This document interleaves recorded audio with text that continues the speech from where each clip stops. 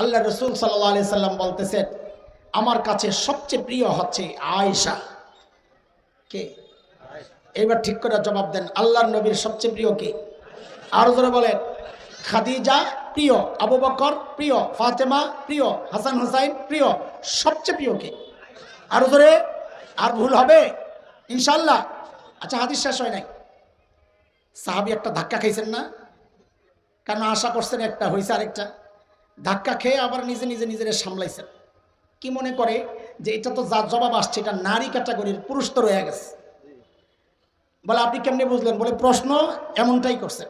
সাথে সাথে জিজ্ঞেস করলেন, ইয়া রাসূলুল্লাহ মিনার রিজাল, ছেলেদের মধ্যে সবচেয়ে প্রিয় কে? তার মানে আগে ওই চিন্তাই তো করছেন, ছেলেদের মধ্যে সবচেয়ে প্রিয় কে? তো নবী আলাইহিস সালাম বলেন আবুহা, আয়েশার বাবা আবু বকর। তো বলেন দ্বিতীয় প্রিয় কে? সাহাবী এইবার তো খাইছেন ভালো এক ধাক্কা। কিরে কি মনে করলাম, আবার সামলাইছেন। ও ও ও আবু বকরের হিসাব তো আলাদা, এই বেটার লাগে তো পারুন না, এটা বাদ। তো আবার জিজ্ঞেস করেন, ইয়া রাসূলুল্লাহ সুম্মা মান, এরপরে কে? তো নবী কয় ফুলা অমক। খাইছে আবার ধাক্কা, খায়া চিন্তা করতেছে আর জিজ্ঞেস করব কি করব না। পরে চিন্তা করলেন, এক গেল দুই গেল, 3 নম্বর হইলেও তো সিরিয়ালে থাকলাম। তো আবার জিজ্ঞেস করছেন, ইয়া রাসূলুল্লাহ সুম্মা মান, এরপরে কে? নবী বলেন ওমর। সাহাবী নিজে বলতেছেন, হাদিসে আসছে, আমি এবার চুপ হয়ে গেছি। কেন? আমার ভয় লাগা শুরু হয়েছে। আল্লাহ রে, যেভাবে চলতেছে সিরিয়াল, না জানি আমার নাম সবার শেষে আসে কিনা। তার চেয়ে বরং চুপ থাকি, মাঝামাঝি থাকার একটা সম্ভাবনা তো আছে। হাদিস শেষ করলাম আর কি, এটা আমার আলোচনার বিষয় না। আবার পেছনে যাই, আল্লাহর নবীর সবচাইতে প্রিয় কে? আরে ভাই বলেন আম্মা জান আয়েশা। আরে আল্লাহ বানাইছেন আম্মা জান। আন-নবী আওলা বিল মুমিনিনা মিন আনফুসিহিম ওয়া আজওয়াজুহু উম্মাহাতুহুম, সূরা আহজাব। আল্লাহর নবীর বিবিদেরকে আল্লাহ কি বলেছেন? আমাদের কি হন। কাজী যতবার আম্মা জান বলবেন ততবার কোরআনের একটা বক্তব্যের স্বীকৃতি আপনি দিচ্ছেন। এটাও তো একটা সওয়াবের কাজ হতে পারে, ঠিক কিনা? আবার নিজের মায়ের নামটা একটু সম্মানের সাথে নেন, বলেন আল্লাহর নবীর সবচেয়ে প্রিয় কে? আম্মা জান আয়েশা। এটা হলো জমিনের অবস্থা আম্মা জানের। ভালো করে আমার মায়েরা শুনতেছে, বাইরে শোনার ব্যবস্থা আছে, ভাই শোনেন, প্যান্ডেলও আছে। আচ্ছা মাশাআল্লাহ। আম্মা জানের দুনিয়ার অবস্থা হচ্ছে নবীর কাছে সবচেয়ে প্রিয়। আসমানের অবস্থা কি, আল্লাহর কাছে কি? শোনেন, এক যুদ্ধ গুজওয়াতুল মুরাইসি বলে, আরেক নাম বনুল মুস্তালিক। ওই যুদ্ধে নবী আলাইহিস সালাম আসার সময় নবী আলাইহিস সালামের একটা সিস্টেম ছিল, যুদ্ধে একজন বিবিকে সাথে রাখতেন। ওই যুদ্ধে ছিলেন আম্মা জান আয়েশা। আসার সময় এক জায়গায় তাবু পাতা হয়েছে, রাত্রি যাপন হবে। ভোরে একজনকে নবী হুকুম করলেন, ঘোষণা দাও, রওনা দিতে হবে। আম্মা জান বলেন আমিও গেলাম জরুরত সারার জন্য একটু দূরে। অজু টজু করে টরে যখন আসছি, এসে দেখি গলার হার ছিল একটা, ওই হারটা নাই। এখানে একটা প্রসঙ্গক্রমে কথা বলেনি, আম্মাজান এই হার তালাশ করতে যায় লম্বা সময়টা যে ব্যয় করলেন, কেউ এমনটা মনে না করা একটা হারের জন্য আম্মাজানের এত কষ্ট, দুনিয়ার প্রতি মহব্বত না, এটা মনে করবেন না। কেন? কারণ হারটা আম্মাজান হাওলাত নিয়েছিল, হাওলাত ঋণ নিছিল। এটা তো সূক্ষ্ম বিষয়। হার আম্মাজান কি করছেন? ঋণ নিছেন, ঋণের জিনিস ফেরত দিতে হবে, এই জন্য আম্মাজানের পেরেশানি, দুনিয়ার পেরেশানি না মিয়া। তো আম্মাজান গেছেন আবার তালাশ করার জন্য, খুঁজতে খুঁজতে খুঁজতে খুঁজতে খুঁজতে খুঁজতে লম্বা টাইম ব্যয় হয়েছে, আর খুঁজা পায় না। কারণ ওই যে মোবাইলের ফ্ল্যাশ লাইট তো ছিল না, টর্চ লাইটও তো ছিল না, হাতটাই আর খুঁজছেন আর কি। আম্মাজান যখন জায়গায় ফেরত আসেন, আহারে এসে দেখেন যে নবী কাফেলা নিয়ে চলে গেছেন। কেন গেলেন? কারণ ওই সময় সিস্টেম ছিল, মেয়েরা এরকম হাওদাজ বলে পালকির মতো করে ওটের মধ্যে বসানোর ব্যবস্থা থাকতো। তো আম্মাজান নিজেই বলেন আমি ছিলাম গড়নে হালকা, ওই পালকি যারা উঠাইছেন ওরা যখন উঠাইছেন টের পান নাই আমি ভিতরে ছিলাম কি ছিলাম না, তো ওরা নিয়ে চলে গেছে। এখানে একটা সূক্ষ্ম প্রশ্ন রেখে যায়, ওরা জানে নাই, কিন্তু নবী জানতেন কিনা যে আম্মাজান নাই?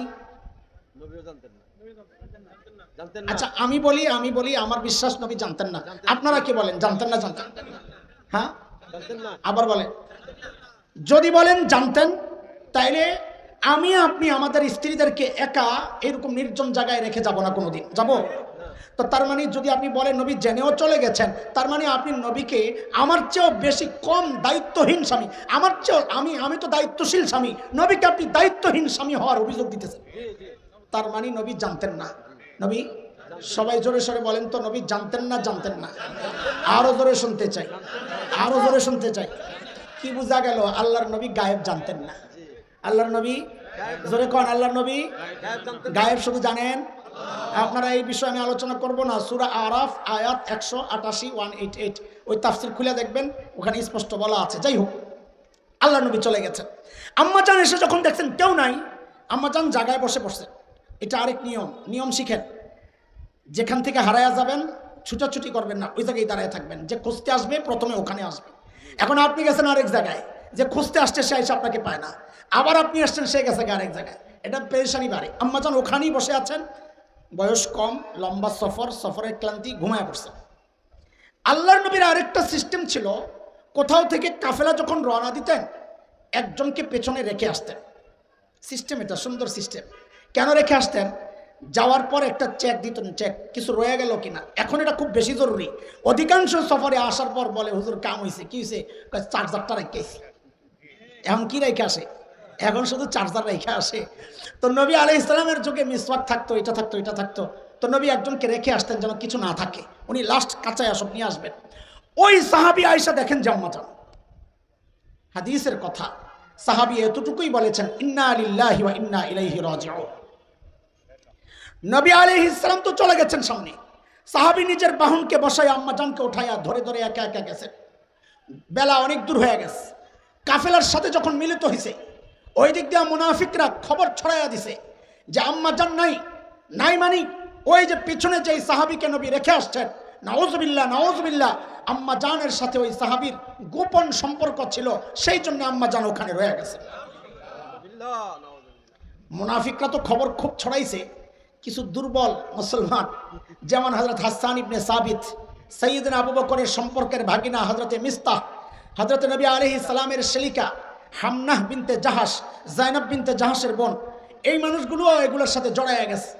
1 মাস পর্যন্ত মদিনা গরম, এই আওয়াজ শুধু চলতেছে, কিন্তু আম্মা জান কিছুই জানেন না। 1 মাস পর ওই যে মিস্তাহ, হযরত আবু বকরের ভাগিনা, তার মা হযরত আবু বকরের সম্পর্কের বোন উম্মে মিস্তাহ আম্মা জানের সাথেই থাকেন, গেছেন একটু দূরে জরুরত সারার জন্য। উম্মে মিস্তাহ তার চাদরে পেঁচায়া পড়ে গেছে, পইরাই উঠে দিছে মিস্তারে একটা বকা, অসভ্য, এই শয়তানের জন্য আজকে আমার এই বিপদ।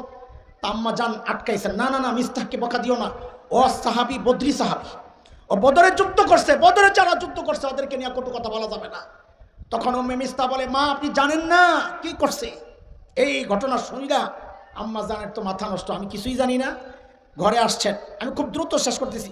ঘরে আসছেন, নবীর কাছে অনুমতি চাইছেন, চায়া বাড়িতে চলে গেছেন, বাবার বাড়ি। আবু বকরকে জিজ্ঞেস করেন, আবু বকর চুপ। উম্মে রোমান মা জিজ্ঞেস করেন, উম্মে রোমান চুপ। আম্মা জান বলেন, 1 দিন 2 দিন না, আমি একাধারে 3 দিন কেঁদেছি, চোখের পানি শুকায়া গেছে। নবী আলাইহিস সালাম আসছেন। আয়েশা বলতেছেন, আয়েশা যদি ভুল করো তওবা করো, না করলে বলো। আম্মা জান বলেন, আমি যদি এখন সত্য বলি আমি কিছু করি নাই, বিশ্বাস করবেন না, আর যদি মিথ্যা বলি যে করছি, তখন ঠিকই বিশ্বাস করবেন। তা আপনাদের কাছে আমার কথা বলার দরকার কি? আল্লাহর উপর ভরসা। আম্মা জান বলেন, এই কথাবার্তা চলছে, এর মধ্যেই দেখি নবীর মধ্যে পরিবর্তন শুরু হয়ে গেছে, মানে ওহী আসতেছে। আল্লাহর নবীর উপর যখন ওহী আসতো, চেহারা লাল হয়ে যেত, ওয়াইন্না জাবিনাহু লা তাফাসসাদু আরাকা, কপাল ঘামে একদম ঘর্মত্ব হয়ে যেত। আম্মা জান বুঝছেন ওহী আসতেছে। যখন ওহী আসা শেষ হইল, নবী আলাইহিস সালাম মুস্কি মুস্কি হাসতেছেন, জানায়া দিলেন আল্লাহু আকবার। আম্মা জানের পবিত্রতায় আল্লাহ তাআলা, ওই যে বলছি উপরে আম্মা জানের মর্যাদা, সূরা নূর পড়বেন, 1টা 2টা 3টা 4টা 5টা না, আল্লাহ তাআলা আম্মা জানের পবিত্রতায় 10টা আয়াত নাযিল করেছে। কয়টা? এজোরে বলেন তাড়াতাড়ি। এর মধ্যে একটা আয়াত তো বড় কঠিন। সাহাবীদেরকে আল্লাহ ধমকাইতেছেন একটা আয়াতে। কাদেরকে? সাহাবীদেরকে, যাদের জান্নাতের গ্যারান্টি পাওয়া যারা, তাদেরকে ধমকাইতেছেন। কি বইলা? আল্লাহ বলতেছেন, ফালাউলা ইয সামি'তুমুহু কুলতুম মা ইয়াকুনু লানা আন নাতাকাল্লামা বিহাযা সুবহানাক হাযা বুহতানুন আযীম।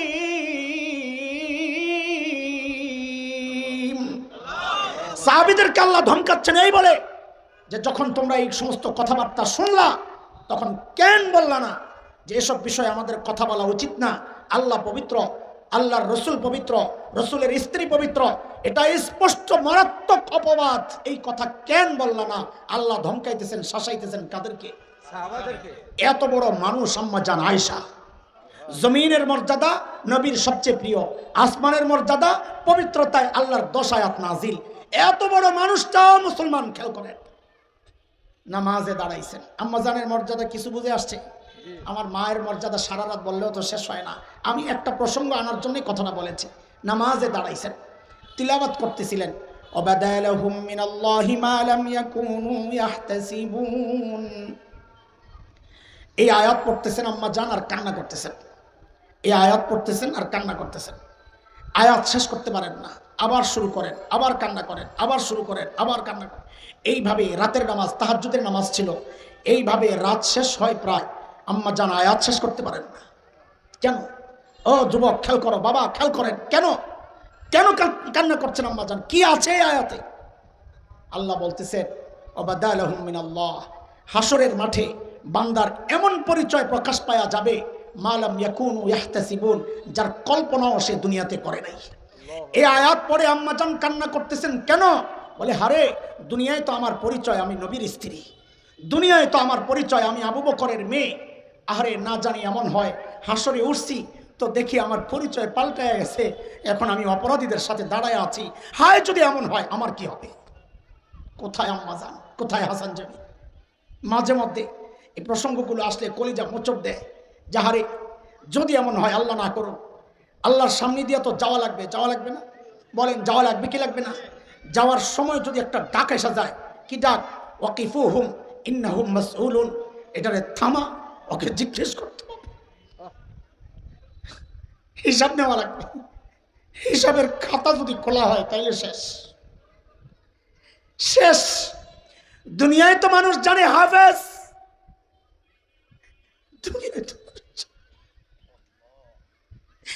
দুনিয়ায় তো মানুষ জানে আলেম, কেউ হয়তো জানে মুত্তাকি, কিন্তু আমল নামা যদি খোলা হয়, যদি না আওয়াজ চলে আসে, চলবে না এই আমল।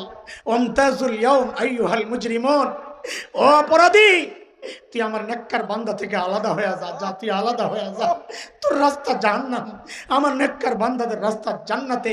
হায় যদি এই ডাক চলে আসে আমার কি হবে? কি হবে? ভাই, প্রত্যেক সাহাবী এই চিন্তায় অস্থির থাকতেন।